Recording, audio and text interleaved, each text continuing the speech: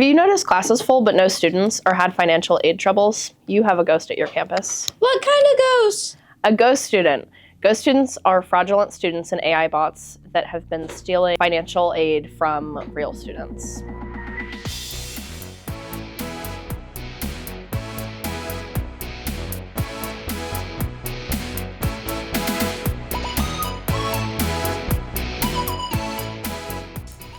The earliest known case of ghost students was in 2018, and these cases continued to rise through 2020. And this increase happened because COVID was allowing people to have easier access to online information, and AI usage was also increasing. A situation that happened was in Maryland, where a mayor and his son had their IDs stolen due to a healthcare system hack. Their ID was then later used to apply to colleges where financial funds were pulled from. And to help us explain about this situation, introducing Dr. Chow Flores. Hi, Dr. Chow Flores. It's good to have you here. Thank you for having me. Yes, of course. So would you like to talk a little bit about how the ghost students are affecting Pierce College? Yes, this is a very hot topic, so thank you for shedding light to this topic. Pierce College has been affected. Ghost students appear to be legitimate students, so we have students that are applying for admission. They are, in some cases, enrolling for courses and ultimately sometimes receiving financial aid. This has had a real large impact, particularly in our admissions office and financial aid office. We have tools that are reviewing these admission applications to ensure that they are real students, but there are some that have slipped through. And so it's creating, I'd say, heavier workload as a result.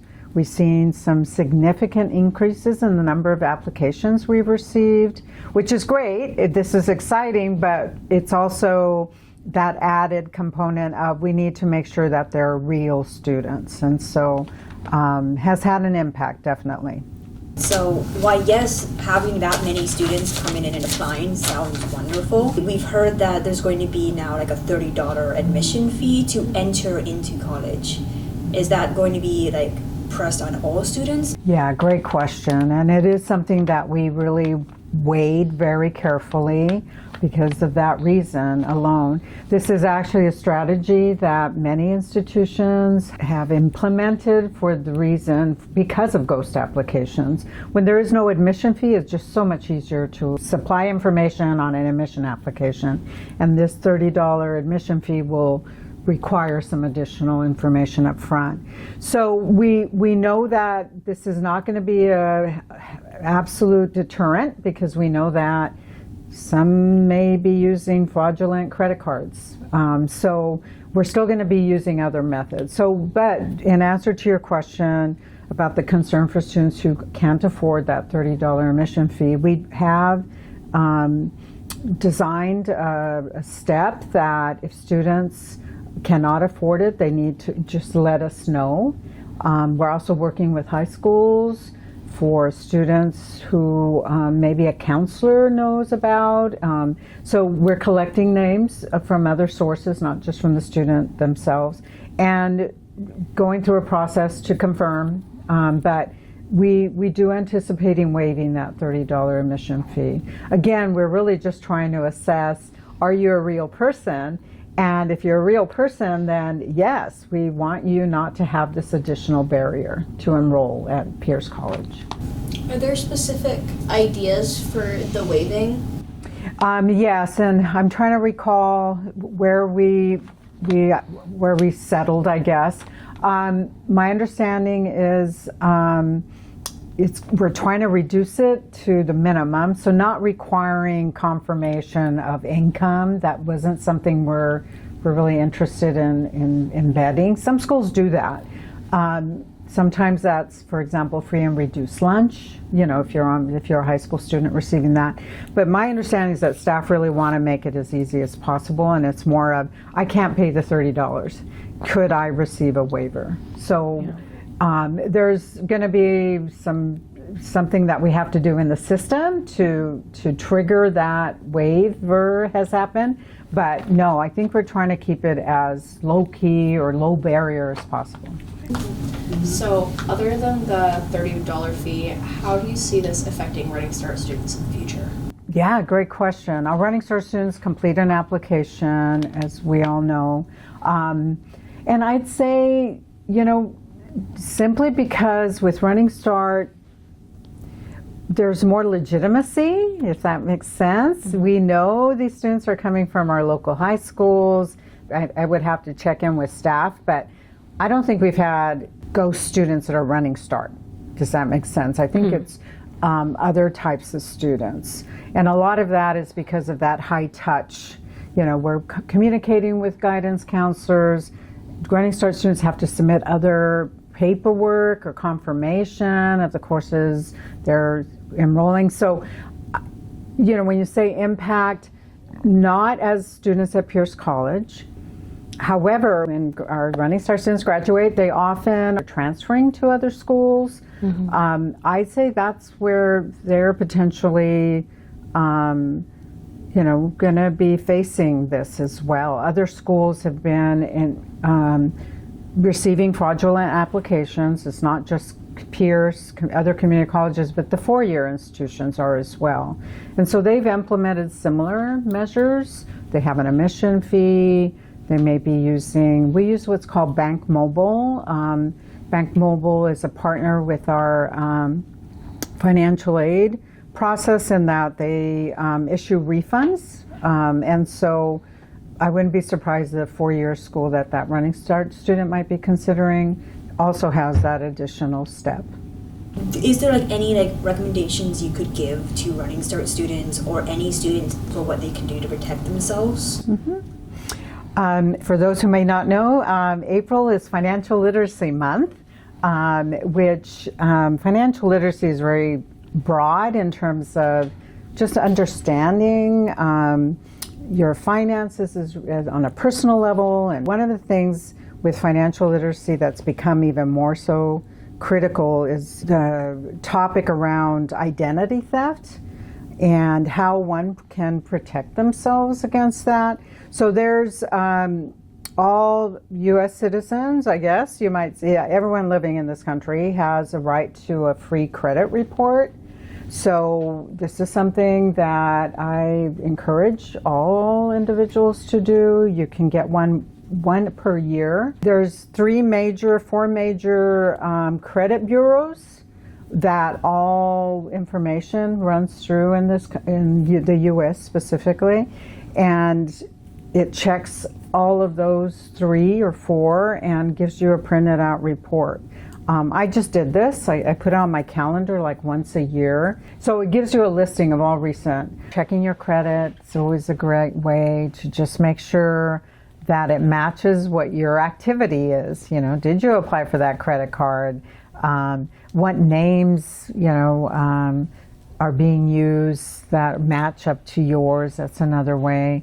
Changing your passwords on a regular basis is actually a really good idea. Trying to think of other things that, read up on what is going on, latest and greatest. You probably know that you can be doing everything you possibly can, but sometimes companies, organizations get hacked themselves, and so they don't know for sure if your records were accessed. But again, even more reason to be checking your credit report or be just monitoring that very carefully. Sometimes the bank that you work with or the credit card company you work with sends you alerts. You might get a text that says, hey, did you just try to purchase this? Those are other ways to do it. There's a lot of information too. The Department of Ed under the federal student aid website kind of lists some tips, particularly when you're applying for financial aid, how you might be able to minimize and protect yourself. The financial aid application has a lot of real sensitive information, financial information, but it's also linked to your Social Security card, your Social Security number, your date of birth. These are all, it's pretty sensitive data, but there's ways that you can reduce that risk, definitely.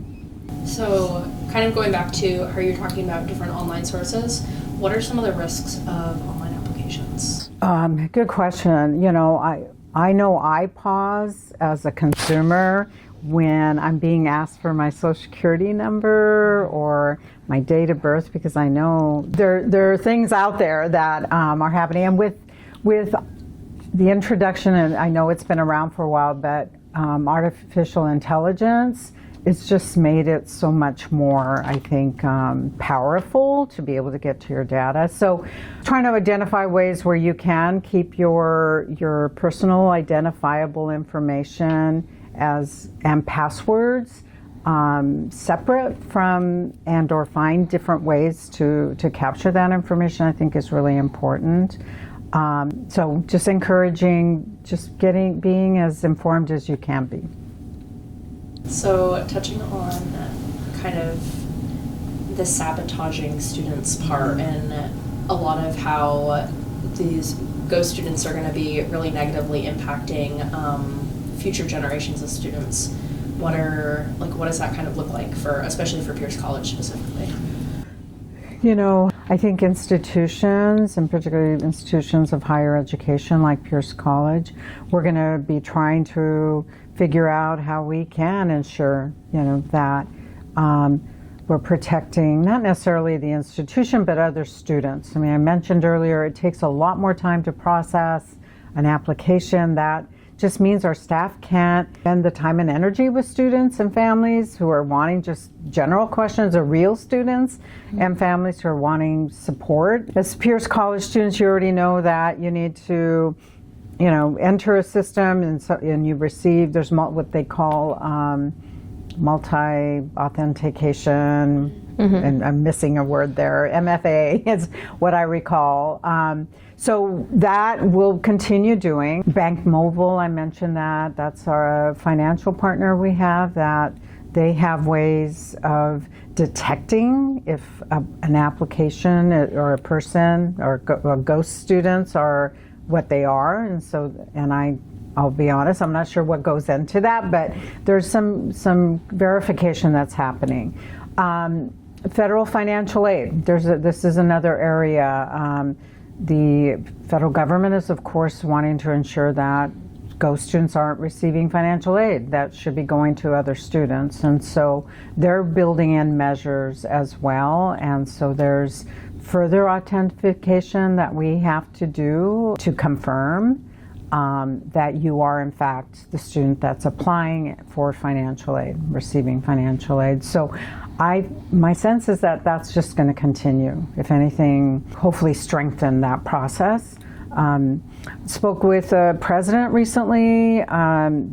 They have instituted one-on-one conversations with students. In order for that student to even apply for admission, they have to meet with somebody at their institution. So I don't know if we're ready for that. That would take a lot of coordination, a lot of staff, and I'm thinking about that could be a potential barrier to our students, particularly students who want to just attend online. This is easier for them. So we're again going to be weighing all those options, just trying to think of how we can support the real students while they're here, but at the same time not make it so hard for them to apply and ultimately enroll and receive financial aid that they qualify for. Since we've been talking about all of this, I don't know if we brought up like a deeper dive on what ghost students really are, besides being like scammers who steal people's IDs and then end up pulling out funds and a bunch of other financial stuff they can gather. Do you want to go into deeper detail on what these ghost students are? Yeah, there's probably a lot of I won't say research, but a lot of speculation on what the people behind this. But I think you hit it. They're scammers. Ultimately, they're trying to get to access to funds. Economically, they're going after the money or whatever thing you can buy. Because we offer financial aid, we're particularly vulnerable. So I think that's the ultimate goal for these scammers. If we weren't offering financial aid, we wouldn't be having this issue. Yeah. We've heard stories that these individuals, again, apply, get admitted, enroll, and get grades. So, and that's, One of the things that we're also assessing right now is, do we know all of those individuals? I can't tell you for sure if we have caught all of them. It's not 100% foolproof, even with the work that staff are doing. But it affects our enrollment too as well. And institutions of higher education were supported, we receive funding for the number of students we enroll. So if some of those students aren't real, I mean, it begs the question then, are they real because they received aid, but they're not real, yet they're getting a grade? I don't know if that makes sense, but it's kind of this interesting quandary where, it's a strange time. It definitely is. Yeah. So in the future, do you see the Go students affecting how much financial aid Pierce College is able to give out? Great question. I mentioned earlier the federal government is taking some steps to reduce fraud, additional measures where we as institutions have to authenticate, confirm that this is a real student. We don't want the federal government to say, well, if we can't assure that 100% of these students are real students, and we're not going to offer any more financial. I don't think we're going to get there, but it might get harder to apply for financial aid and receive it in a timely manner. So I do have concerns that some of these additional measures may slow down that process even more. But I don't think that we're going to see reductions in aid because of this. I'm just thinking there's going to be more steps to qualify. Mm-hmm. I've seen cases where it's like somebody got their identity stolen and then they couldn't apply for higher education because they were in high school but their information was being used. So when they got out of high school they couldn't do anything. It takes a long time to back out, and it was not your doing. So how do you prove who you are? There's some real sad stories, and I experienced some identity fraud, and it was only one incident, thank gosh. Somebody used my name to in New York City to take an ambulance ride, which I emergency room, they needed probably help, but they used my, I don't know how they got my name or anything, but it took me months to prove that no, that's not me. I don't live in New York. And so it's, again, sometimes it happens and you have recourse, but it takes a lot of time and energy, definitely. It is definitely worth it though. For and believe me when I say this, I will stop if it takes too much. It is tiring to repeatedly go and have to do something. But taking these steps, even checking websites and going and doing your own research about this topic is very important. If someone else is suffering, and I'm saying this directly to the camera, if someone else is suffering and they can't figure it out, they need to go and contact a friend or someone they trust, because going through this process, you shouldn't have to go alone. Yeah. You should always have someone with you, or at least someone you trust to do it. Yeah, better to have an advocate. It does take a lot of energy and time, but then also exhaustion creeps in and you get, I'd say, disheartened, frustrated, but sometimes it seems hopeless. Any help. And you brought up, I was thinking of different agencies. We have what's called consumer bureaus. There may be some organizations that help individuals in this situation. Sometimes you have to bring in legal action. You have to bring in a lawyer to help you. But I think given where we're at in society when it comes to this, and it's become even a huger, as mentioned earlier, artificial intelligence, just making it even more creative ways of doing this. I do think that we're going to see more and more advocacy organizations, individuals who really want to support others that have gone through this. And so I'm hopeful that that will be in place too, or more of those type of organizations will exist. What makes me a bit curious about that is, well, for starters, when you apply to college in general, the first thing you have to really do is go and talk with an advisor that's assigned to you. My question is, because there's options, you can talk to them. You can talk to them in person, via call, or online. Yeah. Would the hypothetical possibility be that you would change that, so to ensure that it's not a fraudulent, instead of it being an email response to your advisor, you have to go and do it either a Zoom or in person, which will force you to show your face to this advisor. Sure. Right. And that way, well, it could be like, even then, like an AI face is not hard to make, but Right. That's happened like that already. was my thought. That's It what was I'm like, thinking, yeah. Even on Zoom, like if somebody's like really determined to do this, like they could really make like a fake AI like human. And there's been cases that have been reported of that nature. So yeah, again, it's getting more sophisticated. And you're right. I think I mentioned earlier, I know of a president I just talked to recently here in the state of Washington. They've instituted that one-on-one.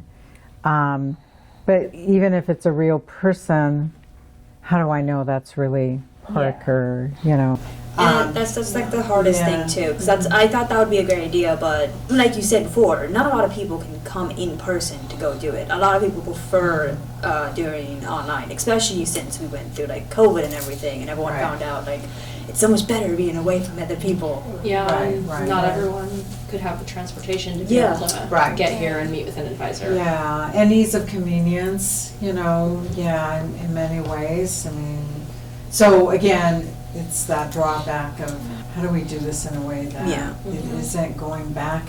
And it can't be solved overnight. That's the thing too. Like, to face reality with it, you can't just fix this situation like overnight. It's a learning process. One of the last things that I want to make sure that we cover is if you have anything to share about cases like statewide or nationwide about fraudulent students. Pierce College is one of 34 community technical colleges in the state. We're not the only ones. So there's ongoing concern and how can we better, ensure that we're serving our students to the best we can, and that this is a real destruction. It has disrupted our streamlined process, and mind you, it wasn't as perfect as we wanted it to begin with, but this has really disrupted that. I won't be surprised there'll be more articles, more podcasts, students really being interested in this because this has an impact to them. But my sense is there'll probably be more resources, state board, community technical colleges, support the colleges in the system, but they also have a lot of information that they share with students and families. So I'm sure there's going to be more of that on a national level as well. How and what we can do to combat this, because ultimately, we're about serving the educational needs of whatever district or community. Parker, I already forgot your question. So I think I answered it. You did, yeah. Okay. And that's the best we can do, is hope that more people will spread the word. Yeah. Absolutely. Yeah. This is completely about bringing awareness, making sure that people are aware that this is real and happening. So what are like some key factors that kind of help people in the higher ups figure out who is a ghost student and who's a legitimate student? I haven't worked in financial aid in a long time. I used to, many years ago. So I know that they have, and Miranda, probably Julie Draper Davis can go into a lot more detail of how they are reviewing those files and the key things they're looking at. I can't tell you right off, but I do know that there's more than one thing, where a student lives. Are they applying internationally? The federal government, too, has a way of identifying, did this person apply to 10 schools? So there's other things that we're getting from the FAFSA itself that triggers kind of maybe an application's a little suspect, I guess, for lack of a better word. In these last couple of years, how many or what percentage of applications have been fraudulent? There's a lot of guesstimate in that. We can tell you the increase in applications year to year, the percentage that we admit year to year, but to say that we know exactly, I don't think we can ever get to that point.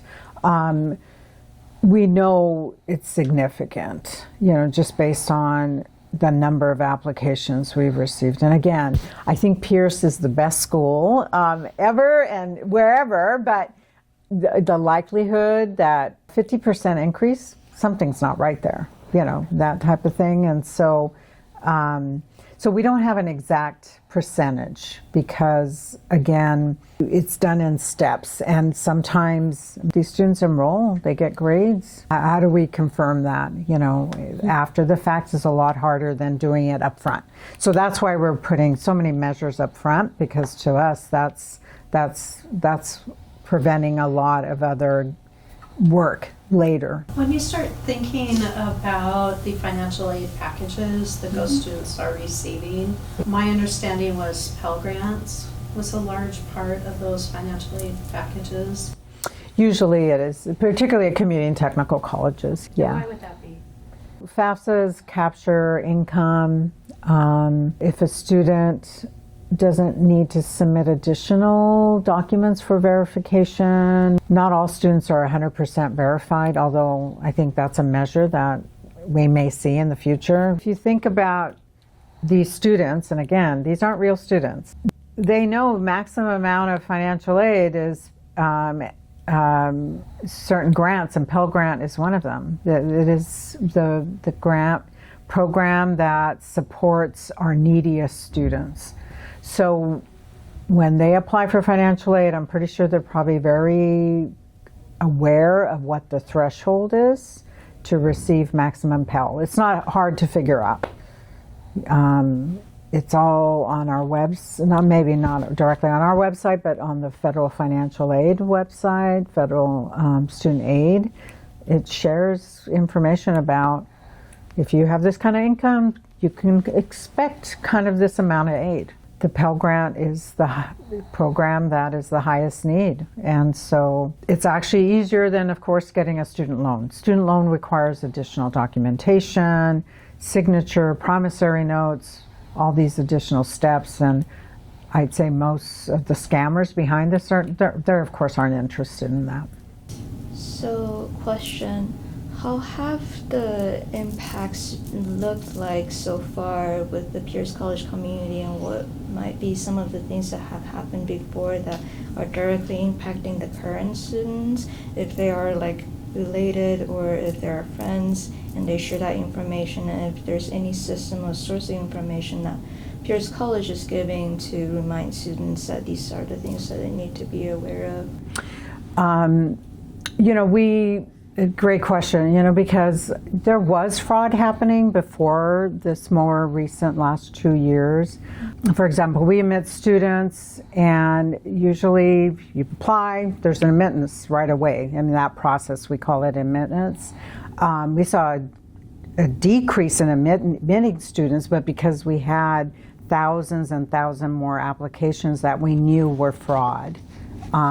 So there is impact, again, on staff load, their workload, but then potentially students who may be real students, but there's certain things that don't look quite right, and that might be impacting them directly because they're having to answer questions that they may not have had to otherwise in the past.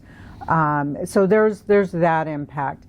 I do think that our financial aid office and our staff in enrollment services where you apply, they're having conversations with students and families. We're trying to also make sure that we have information on our website on how they can contact us directly, but it is requiring more, I'd say, one-on-one, which is not a bad thing, that contact with someone at Pierce.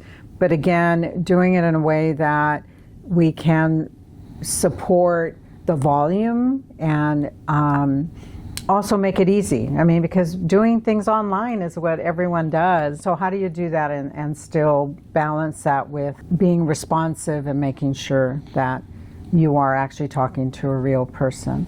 I hope I answered that. I'm not, okay. I think so. It's like, I think what you were mentioning about how the process of students filling out applications can get a little more complex because there's fraud happening. And I wonder if there's any specific damage that has been done to your guys' workflow to ensure that students are enrolling successfully without having that disruption from other outside sources. Yeah, no, I think you said that really well. Honestly, they don't want to spend time reviewing every single application, and that is why we implemented the $30 admission fee to reduce it, hopefully even more.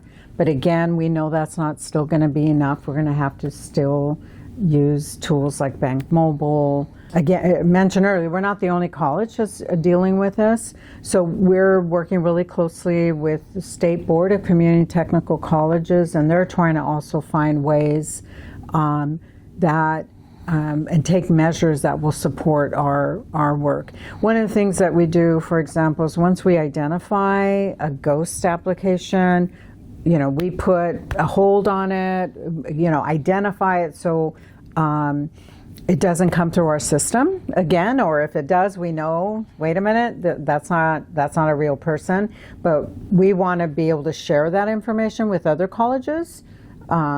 They may apply to Tacoma Community College. They're trying to do the same thing there. So we're trying to find a way to share that data so other schools don't have to repeat that process themselves. Mm-hmm. Mm-hmm. And I think knowing you, all of you guys are student leaders, if you guys are imagining yourself as potential students applying to Pierce College and hearing that there's something going on that might impact your financial aid application process, what questions would you want to be answered, or what kind of support would you like to receive before you start that application? Yeah. So going off of that, actually, what are some ways that you envision for the future being able to reassure students about their financial aid? As I mentioned earlier, communication to students, more broadly than maybe in passive ways. A passive way, for example, is just putting information on your website, waiting for students to read that. But, is there ways we can partner with Student Life on a campaign and or, again, having them help us develop, a communication piece of some sort. We're going to do the traditional things of emailing students, doing what we can in, let's say, Canvas, in CTC link, finding ways to connect with students. We recently, not recent, but past year, we are using what's called Signalvine to text information to students as well, those that opt in. So we're open to however we can communicate that, and I think this podcast is a great way as well too to create awareness, but then get students to think about how they can help themselves, but ultimately other students in having a voice in that process, because I know we're really interested in learning, how it's impacting students on the ground, and sometimes, we aren't going to necessarily know that. You all are going to hear it first before we are. Mm-hmm. One last question that I have, because we're talking about keeping that balance of not creating panics among prospective students, but also making sure that our student population is informed and our potential applicants are informed. Mm-hmm. And we understand the significant impact that it can have on a student who is finding themselves experiencing those situations. And so I wonder, with our college capacity in mind as well, what are some of the ways that the college wants to measure how informed whether prospective students are or our current students, and what kind of channels do we want to create to make sure that they are informing the way that we feel enough? Yeah, that great question. I do regular, as does Dr. Campbell at Fort Steilacoom, village time. Those are other great points to check in. And again, it just gives us more information so then we can better support whatever new measure or new strategy we think might work. So yeah, I hope I answered your question, but yeah, that was a great way to frame it. How do we advance going forward? Yeah. I guess I was curious to know what the college or at least our leadership feels, whether if it's something that is significant and necessary for every current student to know, or both current students and prospective students, and how much information do we want to put out for each group or separately? Oh, I see. Okay. Yeah, I think creating awareness is really important.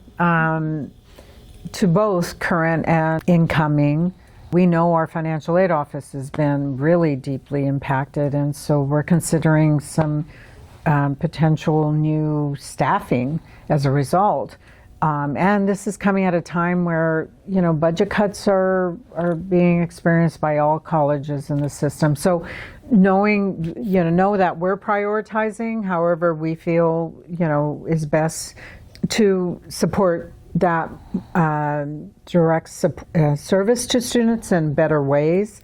But yeah, I do think if current students and prospective students understand that we're being as diligent as possible, perhaps, if they get a glimpse into the work that many staff are engaged in, it sometimes helps to improve, I know it does for me, patience, empathy, those type of things. But at the same time, I can appreciate, wanting to receive word. Am I admitted? And where's my financial aid in that? But anything we can do to share, this isn't us not trying. It's just that current circumstances that we can't get to you maybe as fast as we'd like. I think that would be important messaging to share, because I don't know if all students understand what's happening, especially new students.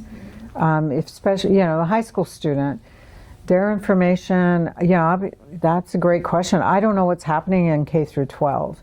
Is this impacting K through 12 the way it's impacting higher ed? I don't know that answer. So anything we can do to educate and advance, I think, is important. Is there anything else that you wanted to bring up?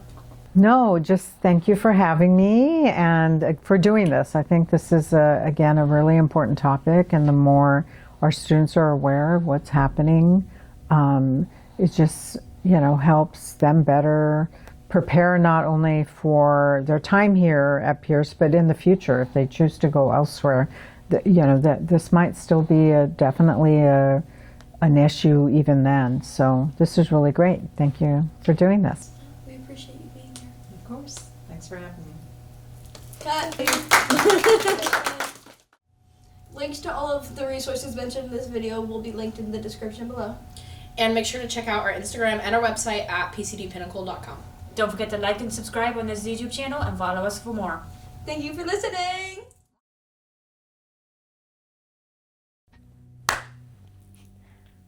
Sorry, it made me laugh. That was a really good clap.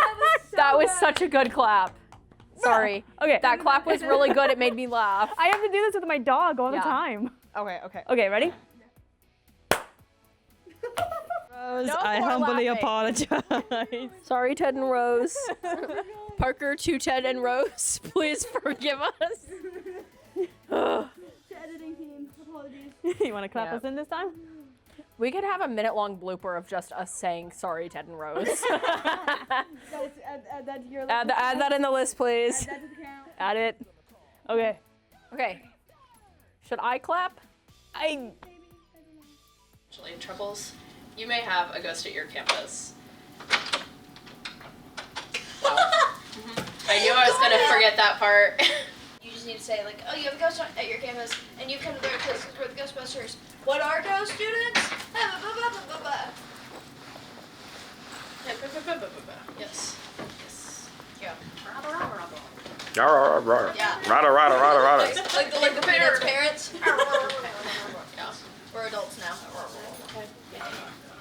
Why do you have a ghost? Why? Why ghost? Why ghost? Why ghost? Why? I'll tell you why. Why? I'll tell you why. Run it again. Run it back. Okay. Also, the camera is still rolling.